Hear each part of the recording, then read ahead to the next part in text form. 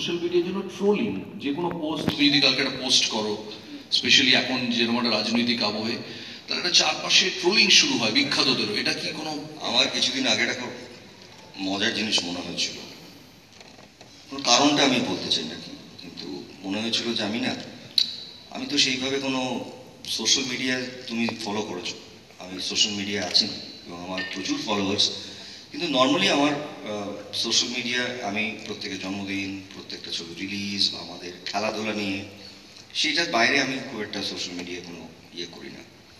But আমার হঠাৎ কিছুদিন আগে মনে হয়েছিল, বিশেষ করে মাসখানেক আগে বা 3-4 সপ্তাহ আগে, যে আমি না বেরোবো রাস্তায়, মুখে একটা ব্ল্যাক টেপ দিই।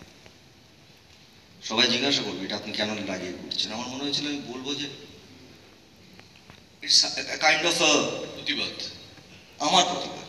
কিসের বিরুদ্ধে প্রতিবাদ? আমরা মুখ খুলে কথা বলতে পারছি না বলে, নিজের মনের কথা বলতে পারছি না বলে, আর কোনো কথা বলতে পারলে সেটা অন্য মানে রাখতে পারবে। আমি এটা বলতে গেলাম, গৌতম তোমার এটা হলে হয়তো ভালো হবে না, মানেটাই তো অন্যরকম হচ্ছে।